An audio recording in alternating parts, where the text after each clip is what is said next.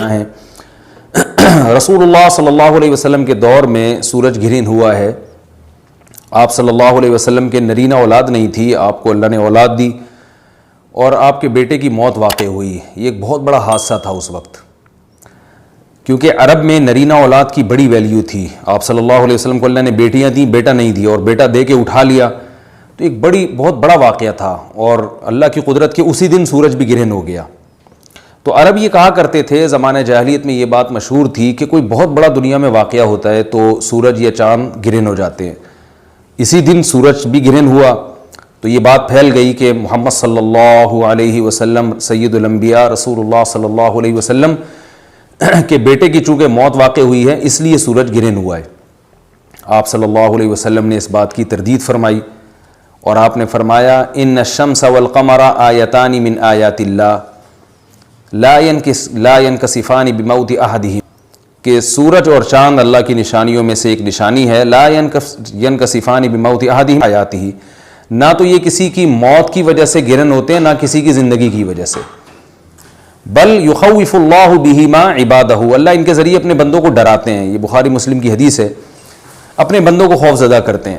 تو یہ اللہ کی نشانیاں ہیں اور آپ صلی اللہ علیہ وسلم نے اس موقع پر نماز کا حکم دیا, اللہ کے سامنے عاجزی اور انکساری کا حکم دیا.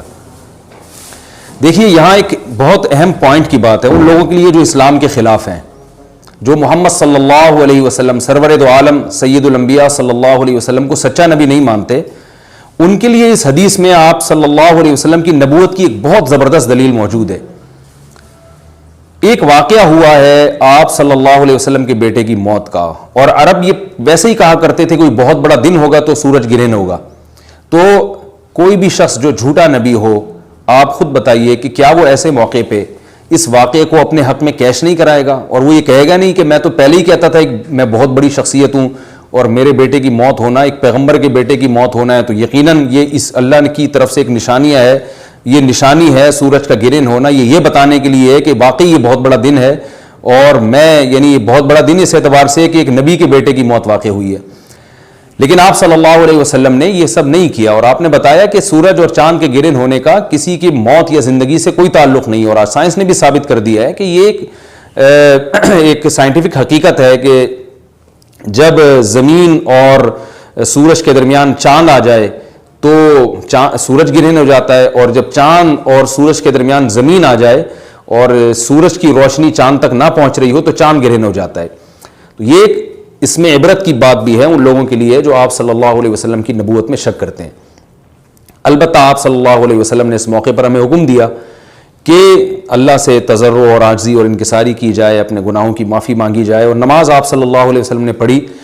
اس پہ بھی بعض لوگ اشکال کرتے ہیں کہ یہ جب ایک نیچرل پروسیس ہے تو اس میں اتنا گھبرانے کی, کیونکہ حدیث میں آتا ہے آپ صلی اللہ علیہ وسلم بہت گھبرائے, تو اس میں گھبرانے کی کیا بات ہے. تو یاد رکھیے ہر نیچرل پروسیس جو ایک عام معمول سے ہٹ کر ہو اس میں انسان کے لیے ایک عبرت کی بات ہوتی ہے. ہم دیکھتے ہیں رسول اللہ صلی اللہ علیہ وسلم کے دور میں جب تیز ہوا چلتی تھی اور بارش سے پہلے ہوا چلا کرتی تھی تیز ہوائیں, تو آپ صلی اللہ علیہ وسلم گھبرا کے مسجد کی طرف دوڑتے, عاجزی انکساری کرتے, اللہ تعالیٰ سے یہ کہتے کہ اللہ تو نے تو مجھ سے وعدہ کیا ہے کہ جب تک میں ان کے درمیان موجود ہوں تو ان کو عذاب نہیں دے گا. تو یہ خوف کا غلبہ تھا آپ صلی اللہ علیہ وسلم پر.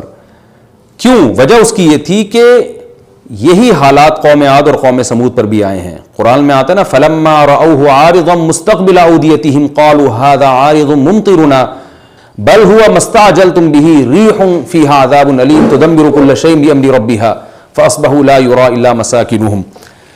کہ وہ بادلوں کو دیکھ کے کہنے لگے یہ تو ایک معمول کے مطابق بادل ہیں جو برسیں گے اور بارش ہوگی. تو پیغمبر نے کیا کہا کہ یہ بارش نہیں ہے بلکہ یہ وہ عذاب ہے جس کی تم جلدی کیا کرتے تھے, اور اس میں ایک ایسی ہوا ہے جو اللہ کے حکم سے ہر چیز کو ہلاک کر دے گی. اور پھر ان پر ایک ہفتہ عذاب آیا اور قرآن کہتا ہے کہ وہ ایسے پڑھ کے ہلاک ہو گئے کہ فَتَرَ الْقَوْمَ فِيهَا صَرْعَىٰ كَأَنَّهُمْ أَعْجَازُ نَخْلٍ خَاوِيَةٍ. اے مخاطب اگر تو ان کو دیکھتا تو ایسے لگتا کھجور کے تنے ہیں جو اوندھے پڑے ہوئے ہیں. تو ایسے ہوا نے ان کو تہس نہس کر دیا. تو یہ عام معمول سے ہٹ کے جب بھی اس کائنات میں کوئی تغیر آتا ہے تو وہ اللہ کی نشانیوں میں سے ایک سائنٹیفک حقیقت بھی ہے, اس کی ایک لاجک بھی ہے, لیکن اس کے ساتھ ساتھ اللہ کی نشانیوں میں سے ایک نشانی بھی ہے. اور ایسی نشانی ہے جس سے ہمیں ڈرنا چاہیے کہ اللہ تعالیٰ کو اختیار ہے، وہ جب چاہے سورج کی روشنی چھین لے، چاہے کسی بھی طرح سے چھینے. اور یہ بھی ایک سائنٹیفک حقیقت ہے جو آپ صلی اللہ علیہ وسلم کی نبوت پر جس نے ایک مہر لگا دی ہے کہ سورج اور چاند کا گرہن ہونا، اگرچہ اس کی ایک لاجک ہے کہ چاند سورج کے سامنے آ جائے تو سورج گرہن ہو جاتا ہے، لیکن اس بارے میں جو ہماری تحقیق ہے، جو سائنسدان کہتے ہیں کہ یہ وقت یعنی خطرے کا وقت ہوتا ہے. سورج سے ایسی خطرناک ریز نکلتی ہیں جو نقصان کا سبب بن سکتی ہیں. تبھی بعض حضرات سورج کی طرف دیکھنے سے بھی منع کرتے ہیں. اور یعنی نظام میں تھوڑی ایک عام نارمل روٹین سے ہٹ کے اس کائنات کا نظام چلتا ہے، تو اس لیے یہ اس کائنات کے لیے، زمین کے لیے ڈینجرس ہو سکتا ہے. اور جو گریوٹی اور جو کشش کا نظام ہے اس میں بھی خلل واقع ہوتا ہے. تو ایسا نہیں ہے کہ یہ بالکل ایک نارمل کنڈیشن ہوتی ہے اور اس کا کوئی نقصان ہی نہیں ہے، یہ بالکل غلط ہے. اس میں نقصان کا بہرحال خطرہ ہے اور اس بات کا امکان موجود ہوتا ہے کہ قدرت انسانوں سے انتقام لے یا انسانوں کو نقصان پہنچائے. اور ویسے بھی جن کے دلوں میں اللہ کا خوف ہوتا ہے وہ تو ویسے ہی اللہ کے وہم من خشیتہ، قرآن مجید میں اللہ تعالیٰ کے ارشاد ہے کہ مشرکین بار بار یہ سوال پوچھتے تھے قیامت کب آئے گی کب آئے گی. اللہ فرماتے ہیں لیکن جو مومنین ہیں ان کو اس سے غرض نہیں ہے کہ کب آئے گی. والذین آمنوا مشفقون منہا، وہ تو قیامت سے گھبراتے ہیں کہ پتہ نہیں ابھی نہ آ جائے. تو جس کے دل میں اللہ کا خوف ہوتا ہے اس کے زندگی گزارنے کا طریقہ کچھ اور ہوتا ہے، وہ بات بات پہ اللہ سے ڈرتا ہے، اس کو اللہ سے ڈرنے کا بہانہ چاہیے، اس کو توبہ کا بہانہ چاہیے. تو اس بحث میں پڑھنا کہ یہ تو ایک لاجیکلی ایک سورج کی روشنی غائب ہو جائے گی، وہ ٹھیک ہے، یہ سائنسدانوں کا شعبہ ہے کہ کیوں غائب ہو رہی ہے، ماہرین فلکیات کا شعبہ ہے. لیکن اہل ایمان کا جو کام ہے اس موقع پر، ان کا جو وظیفہ ہے وہ یہ کہیں کہ اللہ کی نشانیوں میں سے ایک نشانی ہے، اللہ اپنی قدرت دنیا میں دکھاتا ہے کہ میں یہ بھی کر سکتا ہوں چاہے کسی بھی طریقے سے کروں. تو ہمیں اس موقع پر بہرحال اللہ کے سامنے جھکنا چاہیے، اپنے گناہوں سے معافی مانگنی چاہیے اور وہی عمل کرنا چاہیے جو رسول اللہ صلی اللہ علیہ وسلم نے ہمیں بتایا ہے. اور اس بارے میں جو توہمات پھیلے ہوئے ہیں اس سے بھی ہمیں اجتناب کرنا چاہیے. جیسے نبی صلی اللہ علیہ وسلم نے عربوں کے وہم کو دور کیا ہے، بھائی اس کا کسی کی موت اور زندگی سے کوئی تعلق نہیں ہے. تو اسی طرح آج کل لوگوں میں ایک سورج اور چاند گرہن ہونے کے بارے میں وہم بھی بہت ہے کہ پتہ نہیں کیا ہو جائے گا، حاملہ عورتیں نہ نکلیں، فلانا نہ کرے، فلانا خربوزہ نہ کھائے، اس موقع پر کسی نے تربوز کھا لیا تو یہ ہو جائے گا. الٹی باتیں پتہ نہیں کیا کیا مشہور ہیں. یہ خربوزے تربوز کی تو میں ویسے ہی مثال دے رہا ہوں. تو کوئی بھی چیز جب کہنی ہو تو پوری طرح سے اس کی ریسرچ کریں. مجھے نہیں پتا حاملہ عورت کو فائدہ ہوتا ہے نقصان ہوتا ہے سورج گرہن ہونے سے، لیکن اگر نقصان بھی ہوتا ہے تو اس کی کوئی مستند دلیل ہونی چاہیے آپ کے پاس. ایسے ہی سنی باتیں آگے نقل نہ کریں. تو بہرحال ہمیں جو کرنے کا کام ہے جو رسول اللہ صلی اللہ علیہ وسلم نے بتایا ہے وہ کام بخاری اور مسلم کی حدیث کے مطابق نماز ہے. انفرادی بھی ہے، جماعت سے بھی ہے. مستحب یہ ہے کہ جماعت سے نماز پڑھی جائے مسجد میں یا کسی بھی میدان میں، اور 2 رکعتیں امام پڑھائیں گے اور اس میں سرن تلاوت بھی کر سکتے ہیں، جہری تلاوت بھی کر سکتے ہیں. دونوں رائے ہیں علماء کی. آج کل جہری کو اس لیے ترجیح دی جاتی ہے کہ صلاۃ کسوف میں جو رسول اللہ صلی اللہ علیہ وسلم کی سنت ہے وہ لمبی نماز ہے. تو لمبی نماز پڑھیں گے تو اگر آپ آہستہ آواز سے پڑھیں گے تو لوگوں کو تھکاوٹ کا احساس زیادہ ہوتا ہے، جہری پڑھیں گے تو تھکاوٹ کا احساس کم ہوتا ہے. تو اس لیے دونوں قولوں پہ فتویٰ دیا جاتا ہے. وہ ایک قول راجح ہے اور ایک میں آسانی ہے. تو آسانی اس قول میں ہے کہ جہری تلاوت کی جائے، اس میں لوگوں کو نماز میں کھڑا رہنا آسان ہوتا ہے. تو لمبی سے لمبی نماز پڑھی جائے، اس میں 2 رکعتیں پڑھی جائیں اور خوب طول دیا جائے اس کو.